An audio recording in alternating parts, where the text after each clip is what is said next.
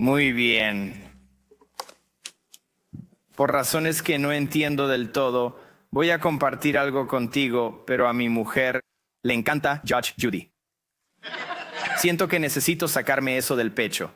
Ya sea Judge Judy o la nueva es como Judy Justice, creo. Le encanta ver ese programa. Está encerrada. Cada vez que entro en el salón, ella y nuestros hijos lo están viendo. Ay, caray. Tal vez es la justicia rápida, tal vez son las interrupciones sin sentido, tal vez le encanta a la gente ver a la gente ir a la corte por $60 en una tostadora rota. No entiendo su interés en este programa, pero está enganchada. Si lo has visto alguna vez, conoces la fórmula, ¿verdad? Una persona lleva a la otra a la corte. Dicen, su señoría, en 2017, presté mi cortadora de maleza. Nunca me la devolvieron. Quiero $1000 por daños emocionales. Y usted dice, vale. Saben que la gente puede ir a juicio por esto. Justo cuando parece que tienen un argumento sólido, la juez Judy da su veredicto de una manera sorprendente e inesperada. Y la persona que buscaba venganza es la que termina siendo humillada. Saliendo de la sala del tribunal, debiendo más dinero del que incluso vino a pedir. Y es curioso porque en el fondo creo que todos tenemos ese deseo de justicia. Cuando hacemos justicia por mano propia, puede volverse venganza. Queremos que la gente pague, ¿verdad? Queremos que la gente, especialmente si nos han herido. Pero lo que no siempre vemos es lo rápido que ese deseo de justicia se convierte en venganza. La venganza puede ser rápida. Así que esta es la tensión que vamos a sentir esta mañana en el Salmo 109. No es el tipo de salmo que imprimes en una taza y regalas a tu madre para el Día de la Madre. Es crudo. Es cruel. Nos cuestiona cómo manejar nuestro deseo de justicia al cometer graves errores. ¿Cómo clamamos a Dios cuando el mal nos toca de cerca? La semana pasada nos sentamos en las cenizas con David. Salmo 51, su grito, la oración de un hombre roto por su propio pecado. Dice, ten piedad de mí, oh Dios, conforme a tu misericordia. Pero hoy se sentirá muy diferente. El Salmo 109 no suena como una confesión. Suena como una confrontación. En vez de oír, ten piedad de mí, oh Dios, oímos, pon a un malvado contra él. Que sus hijos queden sin padre. Es intenso. Es incómodo. David vuelve a enfrentar la traición y la injusticia mirando hacia afuera en lugar de enfocarse en su propio pecado. Y para entender mejor el Salmo 109, tenemos que entender qué tipo de salmo es. Es lo que los eruditos llaman un salmo imprecatorio. Imprecatorio es sinónimo de denunciar y maldecir a alguien. Y quizá no haya otro género de salmo que nos incomode más. Al leerlas nos cuestionamos, ¿cómo son estas palabras inspiradas de Dios? Podrías hacerte esa misma pregunta esta mañana. Pide a Dios que haga lo correcto en un salmo imprecatorio. Dios, que llueva tu justicia. Son oraciones pidiendo justicia divina contra los que oprimen al pueblo de Dios, su rey ungido o manchan su santo nombre. Así que al adentrarnos hoy en el Salmo 109, vamos a luchar con preguntas que normalmente no nos hacemos en voz alta. ¿Qué hacemos cuando los salmos piden un juicio como este? ¿Cómo reconciliamos el Salmo 109 y las palabras que leeremos esta mañana con el mandato de Jesús de amar a nuestros enemigos? ¿Dónde está el evangelio en esta oración? Mira, esto no va a ser fácil y te estoy preparando ahora mismo. Y espero que tengas tu Biblia abierta en el Salmo 109 para leer estas palabras. Pero va a valer la pena. Porque cuando entendamos este tipo de salmos, vamos a entender mejor nuestros más profundos clamores de justicia ante el Dios Santo. Así que esta mañana, mientras leemos el Salmo, vamos a entender mejor que en los salmos precursores nos enseñan esta verdad central. Esta es la verdad que nos enseña. Ante la traición e injusticia, acudamos a Dios con nuestro dolor y confiemos en su justicia. Si nos humillamos y confiamos en Él como nuestro defensor y libertador, podemos renunciar a la venganza y aferrarnos al Dios que arregla todas las cosas. Estos salmos nos permiten expresar sinceramente nuestros sentimientos a Dios. Nos muestran cómo caminar fielmente a través de la oración, a través de la injusticia, a través de la ira, sin perder de vista el carácter de Dios en el camino. Así pues, adentrémonos en los primeros versículos del Salmo 109, donde escuchamos la amarga queja de David, un corazón herido y traicionado por esta gente a la que ha amado y servido también. Así que escuchamos la queja en los versos del 1 al 5. Dice, no calles, Dios de mi alabanza. Así que aquí, de entrada, David no comienza con venganza. Simplemente se muestra vulnerable. Dice, no calles, Dios, y solo ese grito debería detenernos. ¿Por qué dice eso? ¿Por qué David lo diría si Dios le callara? Escucha de nuevo el versículo 1. Aún en silencio, David reconoce que Dios es digno de alabanza. Aunque no lo escuchan, David continúa alabando. Este no es el grito de un hombre vencido. Es el grito de un hombre que sigue creyendo que su Dios le escucha, aunque parezca callado o incluso se retrase en su respuesta. Pero vivimos en un mundo que nos enseña a aplaudir, ¿verdad? A gritar más fuerte, a defendernos inmediatamente, oye, tómalo como un hombre, haz algo al respecto. Pero David solo ora en el verso 2 o 3. Porque bocas perversas y engañosas se abren contra mí, hablando contra mí, con lenguas mentirosas. Me rodean con palabras de odio y me atacan sin causa. Lo que le pasa a David aquí es realmente duro. Le mienten, lo acusan falsamente. Y no es por extraños. Son personas que él amaba. Están tergiversando sus palabras. Están difamando su nombre. Y eso es lo que lo hace. Esto duele tanto porque la traición siempre corta más profundo cuando viene de aquellos que hemos amado muy bien, ¿no? Tal vez un miembro de la familia. Tal vez un cónyuge. Un niño. Pero David no es paranoico. David no se hace la víctima. Este es un verdadero ataque injusto contra David. Y sin embargo, en lugar de pasar a la ofensiva, se arrodilla en los versos 4 y 5. Leemos, a cambio de mi amor, me acusan, pero yo me entrego a la oración. Así que me recompensan mal por bien y odio por mi amor. Así que en el versículo 4 dice, me entrego a la oración. Tal vez tengas esta traducción. Me transformo en oración. Soy pura oración. Y si en lugar de defendernos, nos arrodilláramos instantáneamente ante Dios y oráramos, David se convierte en oración. Esto no es debilidad por parte de David, esto es adoración. David confía en Dios. Su confianza es tan profunda que no necesita luchar en la carne. Podría haberlo hecho. Así es David. Ha matado a mucha gente. Es un soldado. Soldado. Táctico, poderoso guerrero. Podría haberlo hecho con sus propias manos, pero sabe quién es su juez. David no estaba actuando por impulso.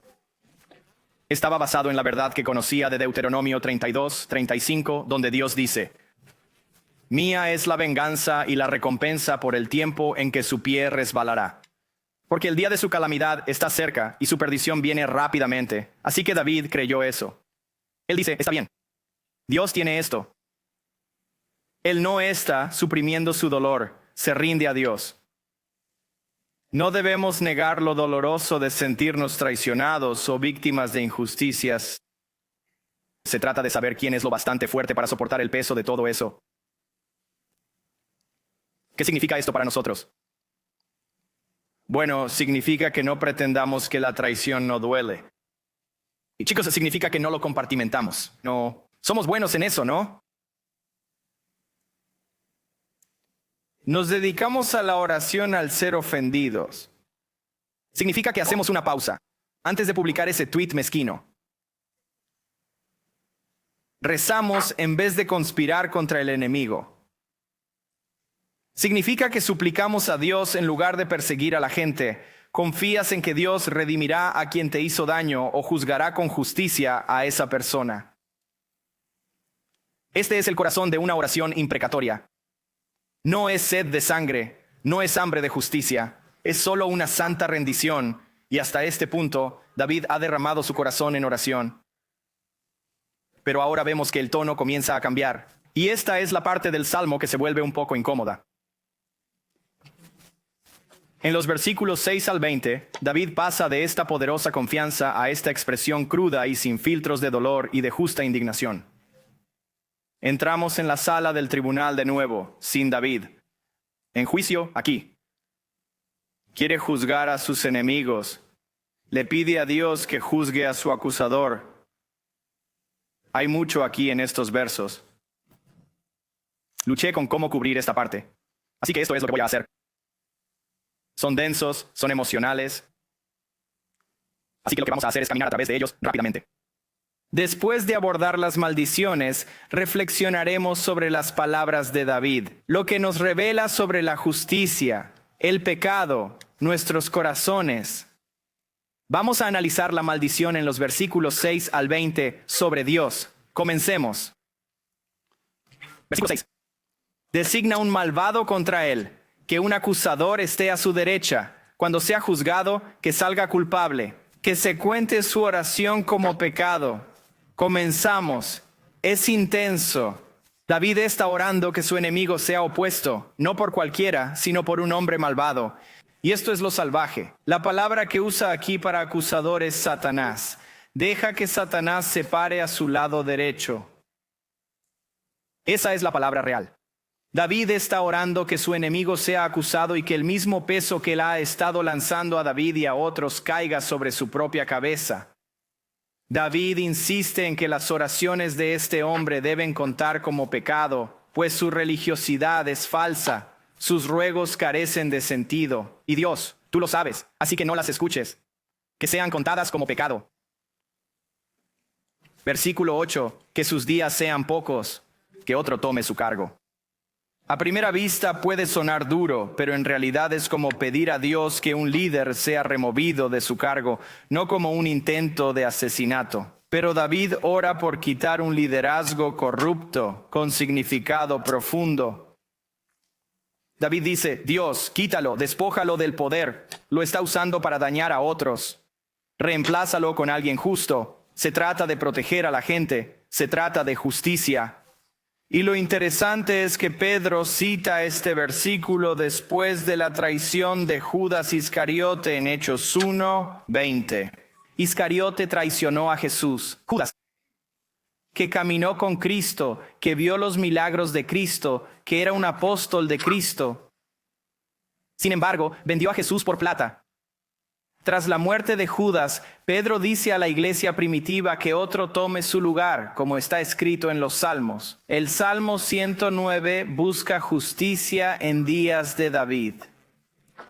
Se convierte en una palabra profética cumplida en la mayor traición que el mundo haya conocido. El dolor de David se convierte en algo. Es un señalamiento profético al Mesías y su sufrimiento. El versículo 9 dice que sus hijos queden huérfanos y su mujer viuda, que sus hijos vaguen y mendiguen buscando comida lejos de las ruinas que habitan. Y esta es la parte que dice, bien David, ¿estás bien? Parece un poco personal ahora. Bueno, el hombre, claro, pero sus hijos, su familia. No estamos hablando solo de un hombre ahora, estamos hablando de niños. Pero esto es lo que tenemos que entender acerca de la cultura y el pacto que está sucediendo. La teología de David viene de las Escrituras. Mientras Dios es misericordioso y perdonador, leemos en Éxodo 25. Pero también visita la iniquidad de los padres sobre los hijos hasta la tercera y cuarta generación de los que le odian. Así que eso no es rencor divino, es un reconocimiento de que el pecado, si no se interrumpe, se va a transmitir. David está esencialmente diciendo, Dios, rompe el ciclo. No permitas la propagación del mal. Evita que sus consecuencias afecten a las futuras generaciones. La injusticia no debe tener un legado, Dios. Haz algo. que el acreedor tome su posesión y los extraños saquen su labor hasta el versículo 11. Que no haya quien le haga misericordia, ni quien se apiade de sus hijos huérfanos, que su posteridad sea eliminada, que su nombre sea borrado de la segunda generación. Otra vez, David no está pidiendo que está pidiendo que todo lo que este hombre tiene le sea quitado, literalmente todo. Todo lo que posee, no por envidia, sino porque está corrupto. El trabajo está corrompido, su fruto podrido. Y David está diciendo, no dejes que el mal sea preservado. No permitas que se celebre un legado de injusticia. En el antiguo Israel, tener tu nombre era un signo de bendición. Oh, tuve un hijo, mi nombre continúa. Y así David está diciendo, deja que su nombre termine con él. ¿Eso es lo que parece vivir bajo la maldición de Dios en lugar de la bendición? Versículo 14. Que la iniquidad de sus padres sea recordada ante el Señor, y que el pecado de su madre no sea borrado, que estén continuamente delante del Señor, para que Él corte la memoria, corte de la tierra el recuerdo de ellos. No buscaba mostrar misericordia, sino perseguir y dar muerte a los pobres, necesitados y quebrantados. No es simple venganza. Esto es justicia generacional. Y David ve que esto no es solo el pecado de un hombre, esto está en su línea, este es su legado, esto es por lo que han sido conocidos, y a menos que Dios intervenga, va a seguir extendiéndose. La rebelión, cuando se deja sin control, continúa multiplicándose. Y luego revela el carácter de este hombre. Dice que eligió aplastar a los débiles, cazó a los pobres, rompió los corazones de los ya quebrantados. Entonces David dijo, Dios, este hombre es al que tu palabra se opone, así que oponte a él. Llegamos al verso 17. Le gustaba maldecir, que las maldiciones caigan sobre él. No se deleitaba en bendecir, que esté lejos de él. Se vistió con la maldición como su abrigo, que penetre en su ser como el agua, en sus huesos como el aceite, sea como una prenda que le abraza, un cinturón diario. Así que David dice, este hombre no solo amaba o maldecía, le encantaba hacerlo. Se deleitaba en derribar a los demás. Dice que usaba maldecir como un abrigo, se envolvió en ella. Y esta es la advertencia. Lo que te envuelve, te moldea. Dios entrega a las personas a lo que más quieren. El pastor Chris habló de esto hace un par de semanas en Romanos 1. Así que si amas más maldecir que bendecir, no te sorprendas cuando eso sea lo que te defina. Y finalmente, en el verso 20, David dice, que esta sea la recompensa de mis acusadores del Señor, de aquellos que hablan mal contra mi vida. Y así es como David concluye esta sección. Y aquí está la clave. Él dice que la recompensa sea del Señor. Otra vez, Dios, haz esto. No quiero usar mis propias manos. No está buscando sangre. Él está diciendo, Dios, ya ves, que la justicia venga de tu mano, no de la mía. Y aquí es donde tenemos que aterrizar. Porque este salmo no es sobre amargura. Este salmo es sobre la confianza. ¿Qué hacemos con todo esto? Aquí es donde vamos a entrar. Estaremos mucho tiempo aquí. ¿Cómo puede David defenderse de estas maldiciones y acusaciones? ¿Podemos rezar así? Todo lo que dijo en los versículos 6 al 20 suena extremo y lo es, pero ¿qué está haciendo David aquí? Está diciendo que lo que este hombre ha hecho, que le sea devuelto, es el principio bíblico de cosechar y sembrar, ¿verdad? Siembra y cosecha. Si se vistió de maldiciones, que calen en sus huesos. Esto es justicia pactada, no una reacción emocional exagerada de David. Y sí, estamos sorprendidos por ello. ¿Pero deberíamos estarlo? En el libro de Números capítulo 23, anota esto. Me encantaría que leyeras esto. Números capítulo 23. Hay un relato interesante donde Balac, el rey de Moab, enemigo de Israel, contrata a un profeta, Balaam, y le dice, Balaam, quiero que vengas aquí, quiero que maldigas a la nación de Israel. Y así Balaam trata de maldecir a la nación de Israel y no puede. Y entonces responde en Números 23:8 y Balaam dice esto. Él dice, ¿cómo puedo maldecir a quien Dios no ha maldecido? ¿Y cómo puedo denunciar a quien el Señor no ha denunciado? ¿Ves? Las maldiciones no caen porque alguien las pronuncie. Te cortan en el tráfico y gritan, vete al infierno, esta maldición. No necesariamente va a caer solo porque lo dijeron. Las maldiciones existen, pero solo pueden echar raíces si Dios mismo las afirma. Lo que nos dice algo importante sobre el Salmo 109. David no lanza maldiciones indiscriminadas a todos sus enemigos en los salmos imprecatorios. No es venganza por cada ofensa, sino selectiva y justificada. Él no está haciendo esto solo para sentirse mejor. Está llevando su caso ante un pacto, guardando al Dios de Israel y diciendo, Dios, ya ves, Dios, ya sabes, deja que tu justicia caiga donde debe caer. No se trata de un ego herido para David. Se trata de cómo este enemigo ha tratado al pueblo de Dios, al rey ungido de Dios, y eso importa porque los salmos imprecatorios no son expresiones de venganzas personales. Tienen sus raíces en cómo los malvados se oponen a Dios mismo, a su alianza, a su pueblo y a sus propósitos. Nos remontamos hasta Génesis 12 y Dios hace una promesa fundamental a Abraham, ¿verdad? Le dice, haré de ti una gran nación. Te bendeciré. Bendeciré a los que te bendigan y maldeciré a los que te deshonren. Todas las familias de la tierra serán bendecidas en ti. No es solo una grata sensación de apoyo de Dios para Abraham. Estoy de tu lado. Es un pacto. Dios se unió a Abraham, a la descendencia de Abraham, su pueblo elegido. Y dentro de esa promesa está esta cláusula de protección divina. Dios responderá personalmente a cómo otros tratan a su pueblo del pacto. Bendiciendo o maldiciendo, se lo toma como algo personal. Por eso, al orar David en el Salmo 109, no se desahoga. Está apelando a esta promesa del pacto. David tampoco es solo un ciudadano privado, es el rey ungido de Dios, guiando al pueblo del pacto de Dios.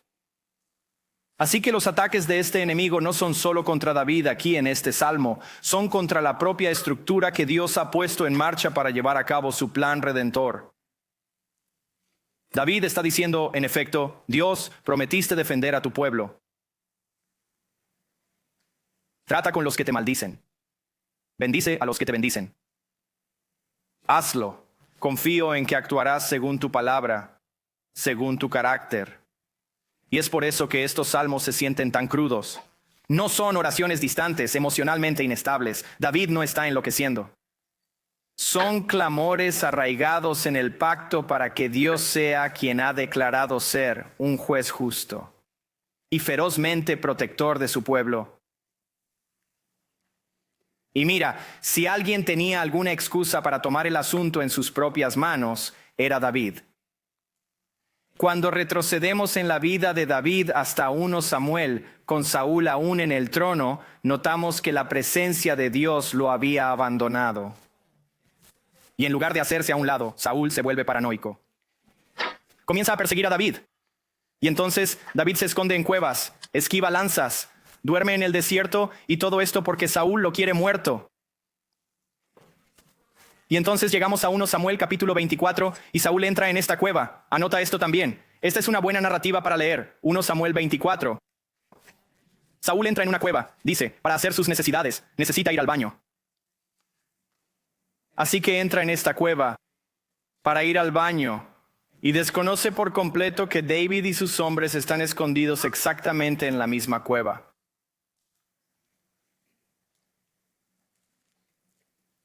Así que la gente de David, sus hombres están diciendo, David, esto es todo. David, esto es todo. El Señor ha entregado a tu enemigo en tus manos, y honestamente tiene sentido, ¿no? David podría acabar con la injusticia aquí y ahora, pero en vez de atravesar la espalda de Saúl con su espada, Se acerca sigilosamente a él. Corta una esquina de su túnica. Saúl termina su negocio. Sale de la cueva y se une a sus hombres, tal vez colina abajo. David y sus hombres salen de la cueva. David agarra la túnica de Saúl y le dice: algunos querían matarte, pero yo te perdoné. Dije: no extenderé mi mano contra el ungido del Señor. ¿Por qué? Porque David temía más a Dios que a la injusticia que se estaba cometiendo contra él. Maldicir al escogido de Dios atrae maldición sobre uno mismo. No te metas con lo sagrado. No te metes en el papel de Dios como juez, porque cuando lo haces, invitas a que te juzguen a ti. Así que este profundo anhelo de justicia, el grito que oímos en el Salmo 109, no se acalla cuando llegamos al Nuevo Testamento. Algunas personas comparan el Dios del Antiguo Testamento con el del Nuevo y notan diferencias en cómo se muestra. Es más paciente. Así que la justicia no se silencia, se cumple. El anhelo de David de que Dios arregle las cosas no desaparece. Resuena a través de la historia redentora y aterriza al pie de una cruz. Donde Dios no responde al clamor de David con más maldiciones. Él responde al grito de David con su Hijo, Jesús, que absorbe la maldición. Él asume el juicio. Él toma la ira que debería haber caído sobre el culpable y en su lugar cae sobre él. Y ese es el Evangelio. La justicia no fue ignorada, fue derramada sobre Cristo, y por eso Jesús puede decir en Mateo 5:44, amen a sus enemigos.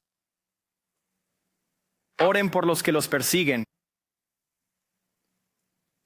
Jesús no quiere que ignoremos nuestro dolor.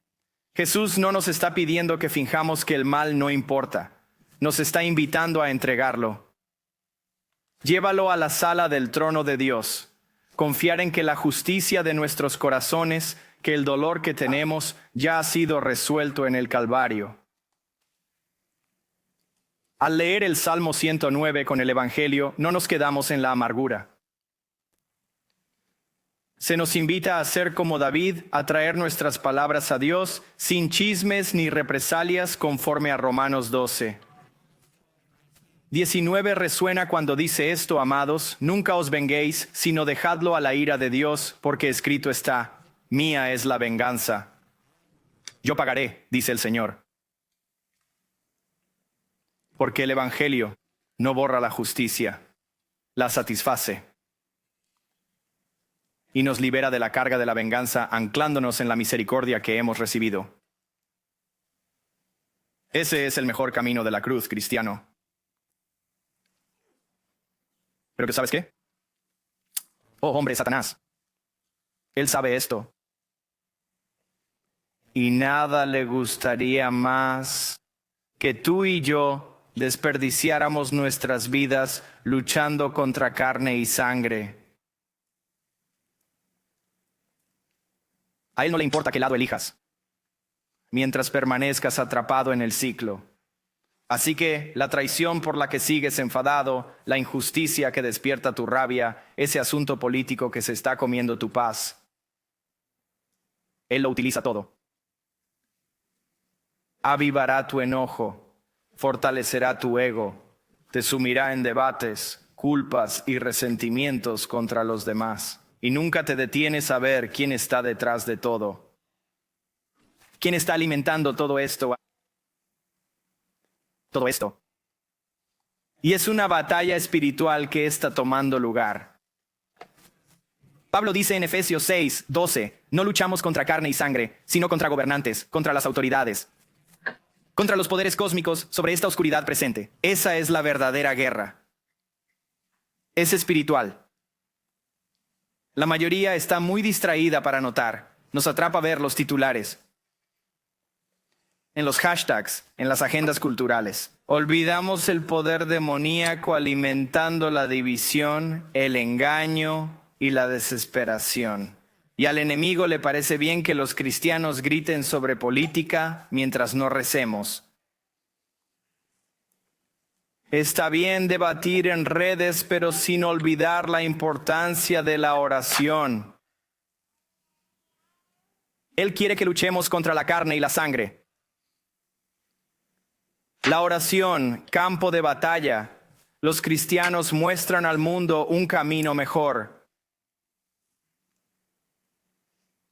Un sendero justo, pero lleno de compasión. Y aquí es donde nos lleva el Salmo 109. Vemos el clamor de David en los versículos 21 a 29. En el versículo 21 dice: pero tú, Dios mío, Señor mío, actúa en mi favor por amor de tu nombre, porque tu misericordia es buena, líbrame. Aquí es donde el Salmo sorprende. No busca venganza, sino un camino hacia adelante con el Evangelio. Anhelando justicia, pero confiando plenamente en la misericordia de Dios y por amor a su nombre. Es justo ahí. David no pide a Dios porque ha sido bueno, sino porque ha luchado en sus batallas, cree merecerlo. No, él está diciendo: haz esto porque eres bueno. Hazlo porque tu nombre está en juego, porque tu amor es mejor que la vida.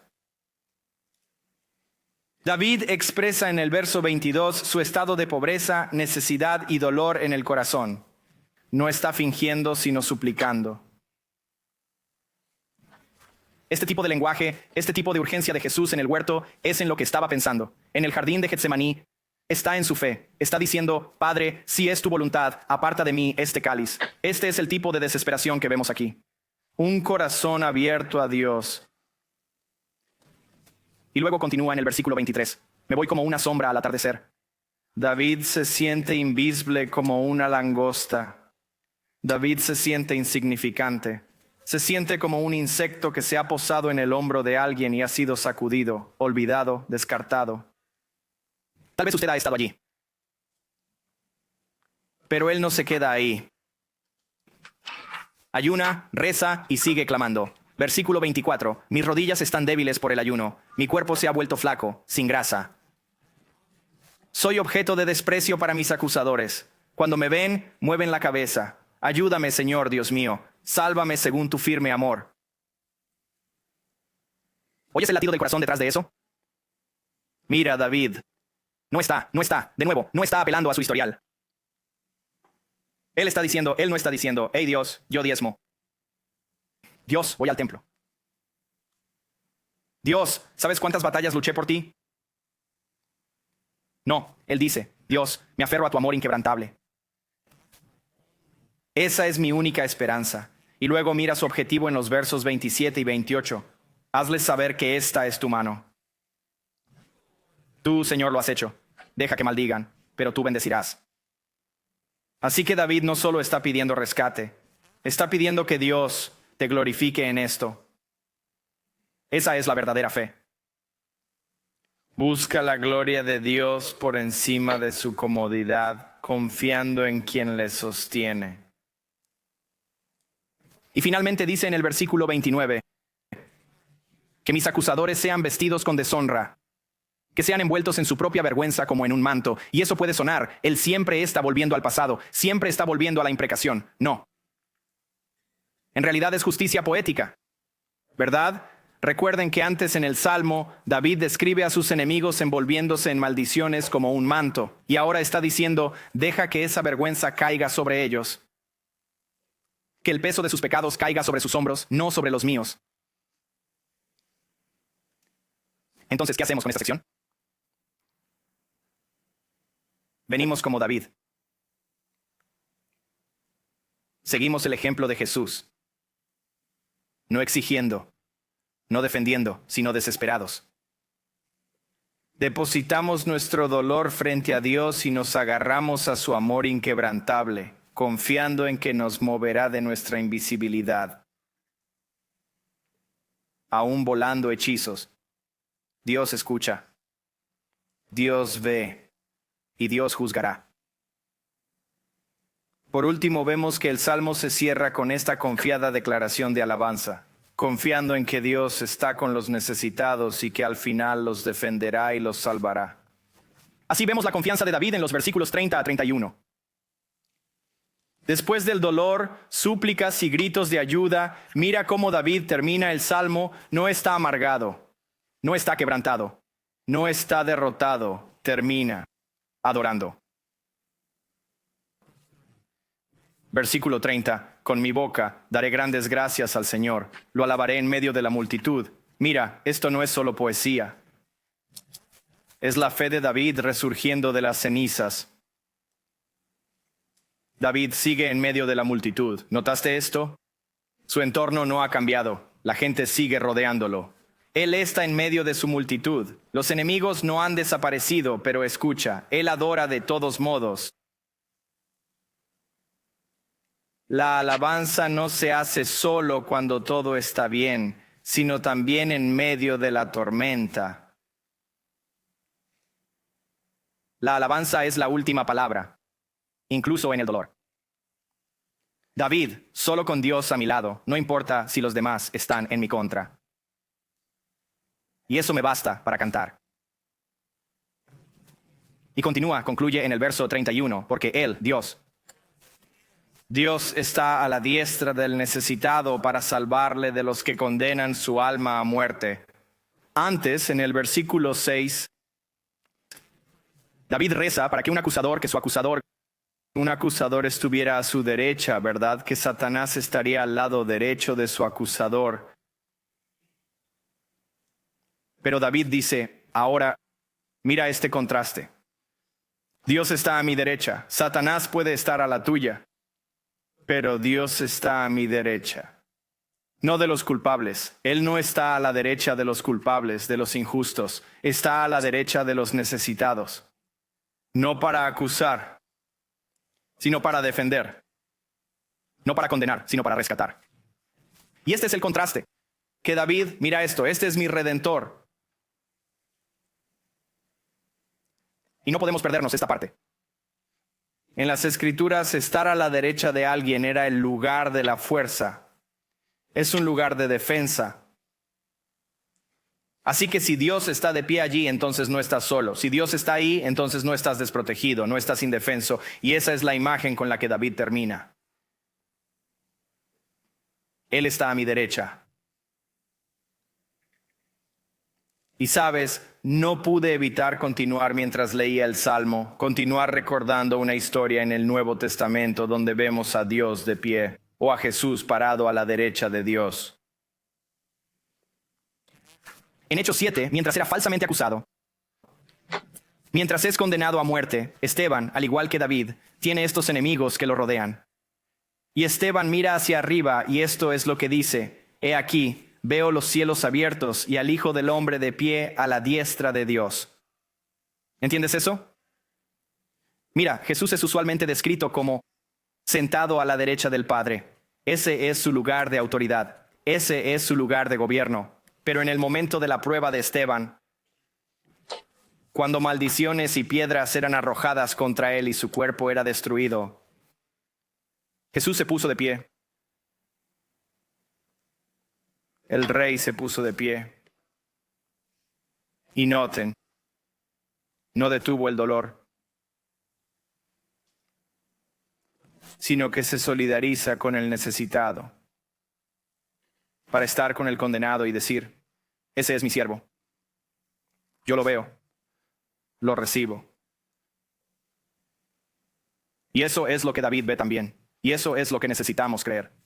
Porque cuando el enemigo es ruidoso y la multitud está enojada y el acusador está trabajando horas extras para condenarte y hacer que pelees esta batalla de carne y hueso, Jesús está de pie. Él está a tu lado. Él es tu abogado. Y en Romanos 8:34 nos recuerda, dice: ¿quién es el que condena? Cristo Jesús es el que murió. Más que eso, el que resucitó, el que está a la diestra de Dios, el que intercede por nosotros. Así que mientras Satanás acusa, Jesús intercede.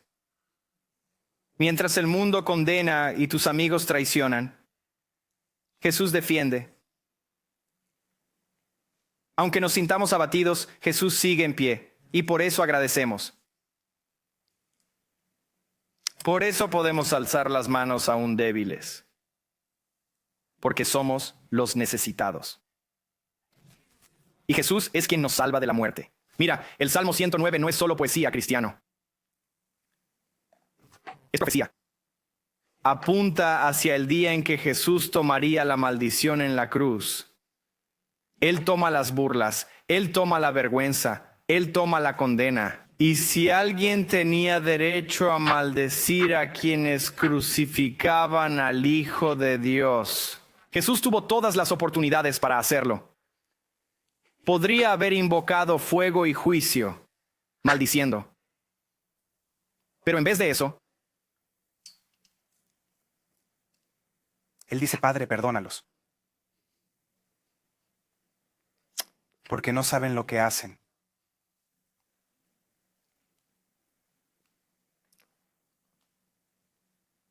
cuando sería condenado y acusado falsamente, cuando Jesús fue rodeado por una turba, todo fue hecho para nuestra libertad. En la cruz confluyen el amor y la justicia de Dios. No ignoró a los necesitados, se convirtió en uno.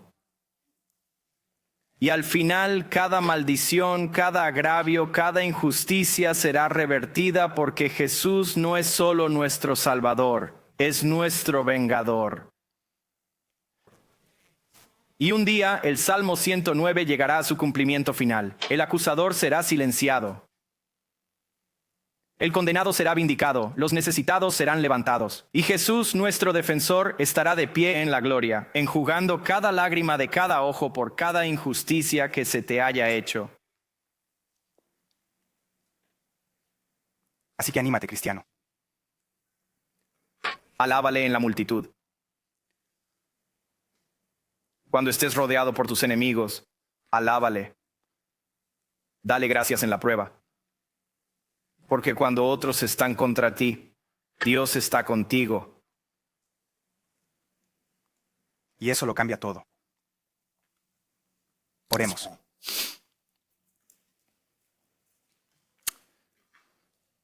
Te doy gracias por las palabras de David. Te agradezco por mostrarnos justa indignación. Y Dios, incluso con nuestras intenciones,